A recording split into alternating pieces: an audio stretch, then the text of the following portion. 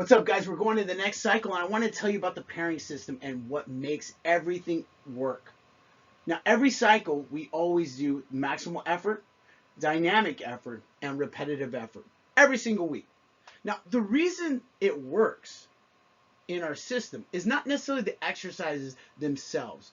The reason it works is how the exercises are paired. In the next few minutes, you'll see exactly what those pairings are, why they exist, and what it produces for you.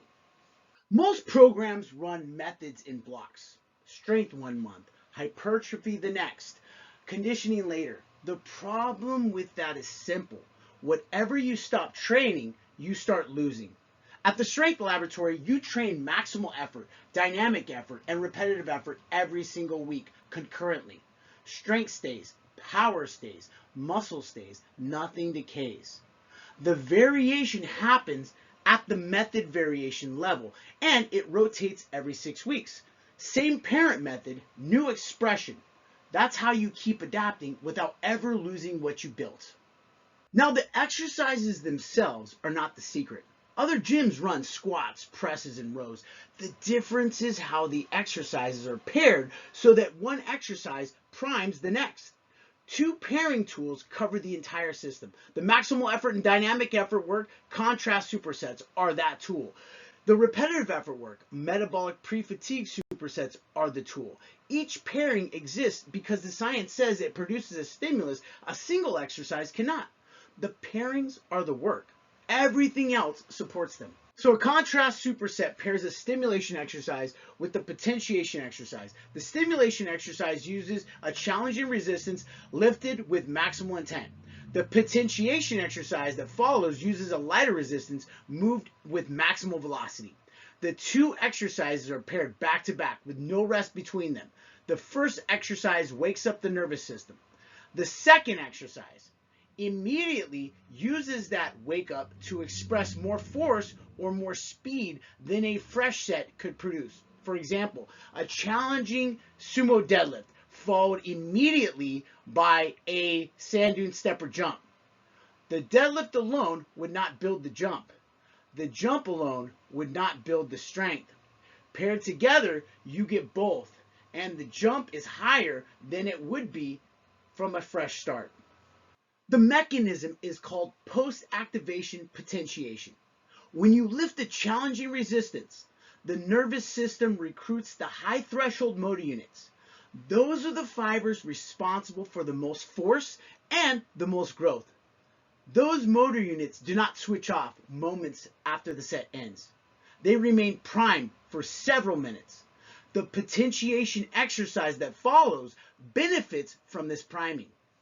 The same fibers fire faster and harder than they would in a fresh set. The common misconception is that rest between sets is always better. Now, that assumption makes sense if the only goal is recovery, but the goal here is to capture the wake up before it fades. Rest dissipates the potentiation. The pairing captures it. Example, a member who could jump normally 20 inches will jump 23 inches after a challenging deadlift because the nervous system is awake. The extra 3 inches is the post-activation potentiation made visible. Now, a metabolic pre-fatigue superset pairs a banded activator with a strength station. The first exercise drives the muscle into oxygen debt and lactic acid accumulation using continuous tension banded work. The second exercise is a strength movement that forces the nervous system to recruit the high threshold motor units to keep producing force.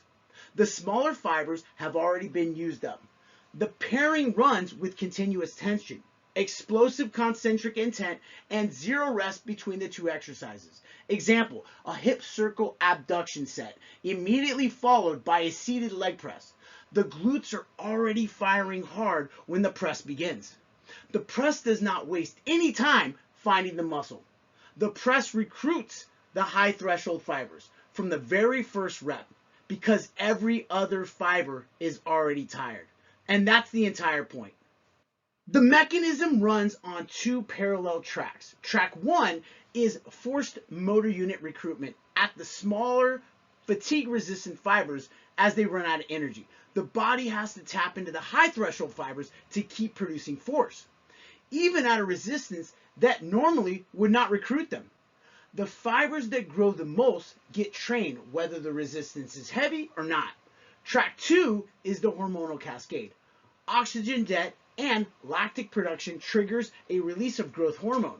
Growth hormone supports muscle growth and continues to drive fat oxidation for up to 24 hours after the session ends.